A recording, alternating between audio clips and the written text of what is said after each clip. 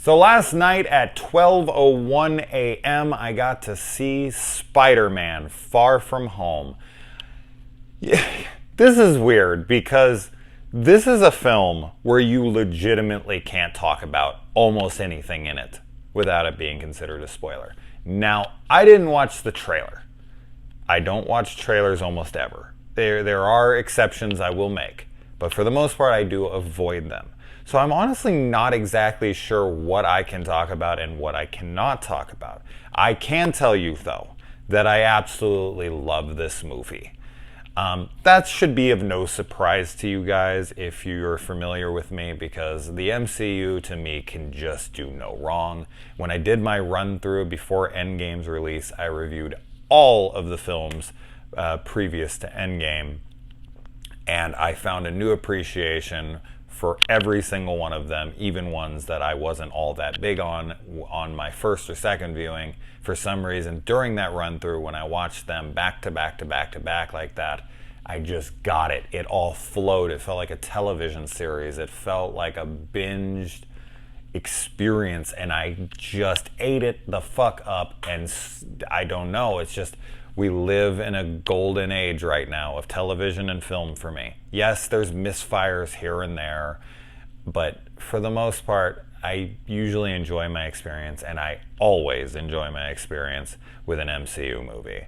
And this is one of my favorite in the franchise, and actually has arguably my favorite sequence in the entire franchise. I just thought it was visually stunning. I thought it was unique and cool. I think there will be comparisons to another film, and that might turn some people off, because of course every film has its detractors, and as a popular series continues to keep chugging along, it's going to throw passengers. You know, every once in a while, more and more people will jump off the love train and jump, unfortunately, onto the hate train, as we too often see. But man, I will give credit to the MCU, because I can think of no other property that's been able to put out this many films, this connected, and to be able to have this success that it's had. Not only financially, but critically as well. And I do mean critics as in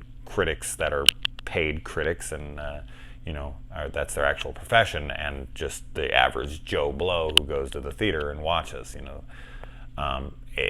They're mostly enjoyed by the masses, and that's incredible. I mean, really think about it. It's wild, because when films get to their like second or third or fourth sequel, people are so done with it. I don't care what the quality is. As soon as there's like something weird, and that's why franchises will drop numbers.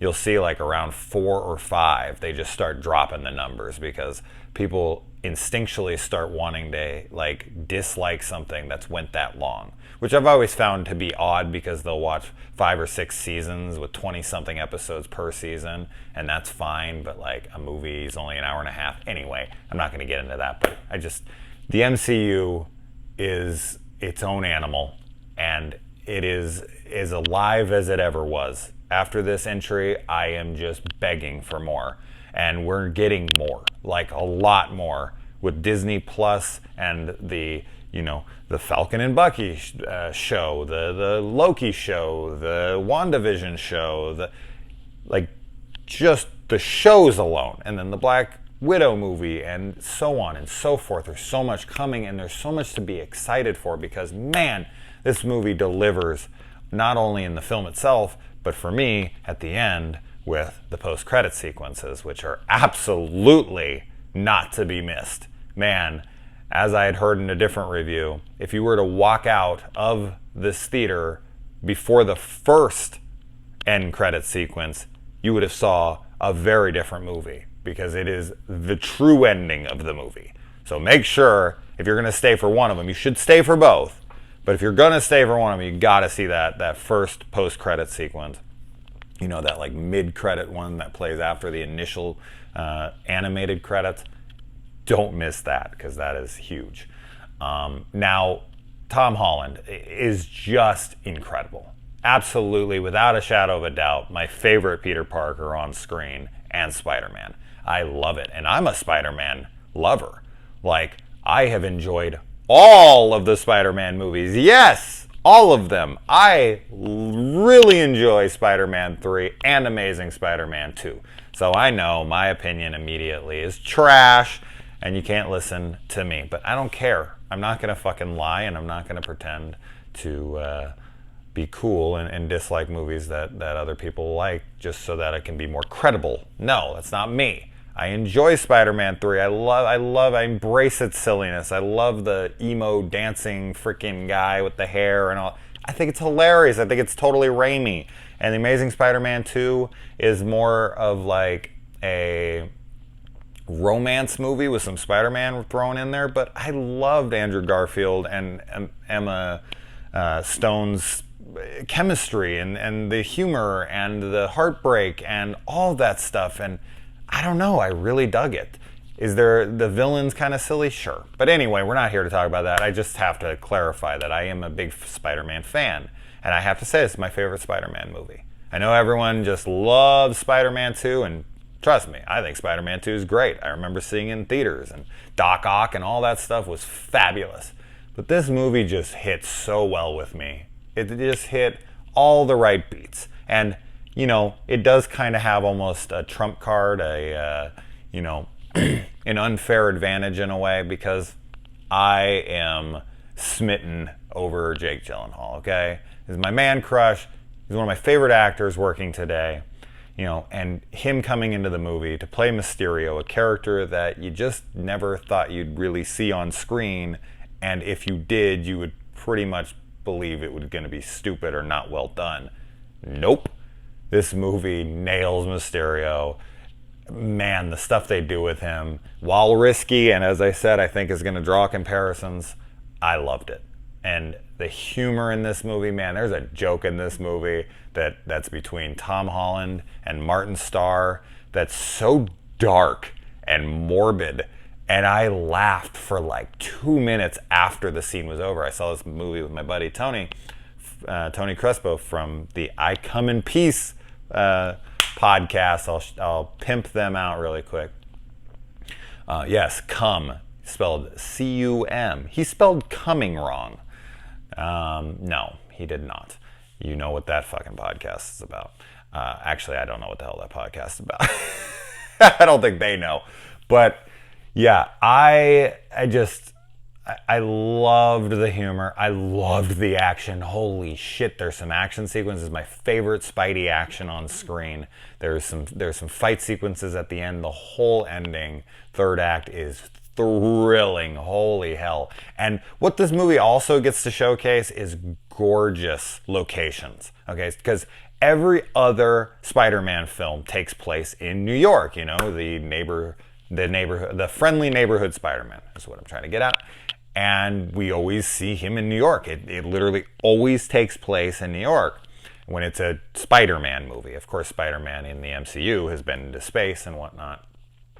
But as far as the standalone Spider-Man movies, it's always in New York.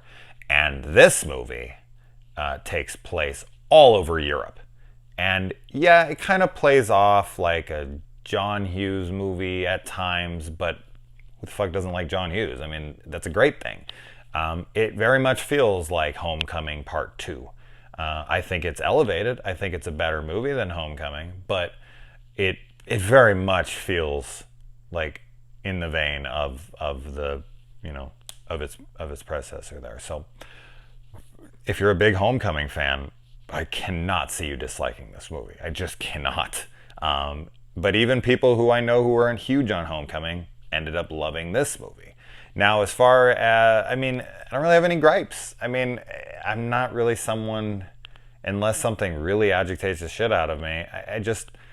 This movie, the first maybe 5 or 10 minutes of the movie felt a little off to me, but it was kind of just because I was trying to catch up with things. And if you think that you can see this without seeing Endgame, you are mistaken. That's why I'm saying this movie is so hard to talk about without spoilers, because it plays so heavily into Endgame, and everything that happens in it is a spoiler. And it's just like, talking about it at all in any way is just like, oh, I guess that could be a spoiler. I guess that could be a spoiler. So it's spoiler heavy. Make sure you avoid any kind of spoiler talk on this or any threads on this, because if you even see anything, you'll be like, oh shit, now I know this. Oops.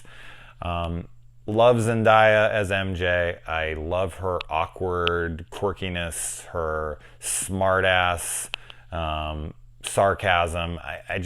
She works for me. She's not going to land with a lot of people. If you didn't like, I mean, if you loved her in the first one, you're going to love her in this one. If you didn't like her in the first one, you're probably not going to like her in this one. She doesn't really grow all that much. We do just get to see more of her. She's still that snarky character from Homecoming. But I love that. She's the kind of girl I would be interested in. So for me, it works. It's you know, I can't deny that. So she's yeah, I dig her. I dig her as MJ in this. And then his buddy in this movie from the last movie.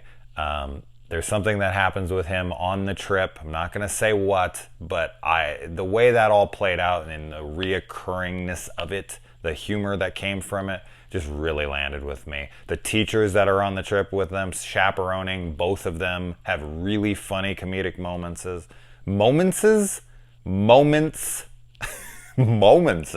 Wow, I'm inventing words here. Yeah, I mean, I feel like I'm just going to be redundant at this point for much more of what I have to say, but man, what a thrill ride this was for me. Like, action-packed, humor, all landed. The whole opening of the movie is essentially just kind of an explanation for stuff after Endgame. It's really funny too. The very, very opening like song and stuff is really funny. It's just a great movie, man. It's like the perfect summer blockbuster. You know, it isn't super heavy or something like the end of Avengers Infinity War. You know, it's not extremely emotional like Endgame was or anything. It's just a light, fun film.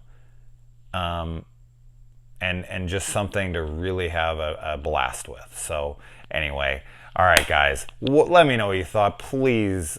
I genuinely can't understand why you wouldn't like this movie, but every film has its haters. So I'll be looking forward to what you guys think. This was an interesting movie to back, you know, double feature with Midsommar, but yeah, two completely different films. To say the least. If you want to hear my thoughts on that, you can go over to the video, which I'm posting right along with this. But other than that, guys, have a great night. See you next time.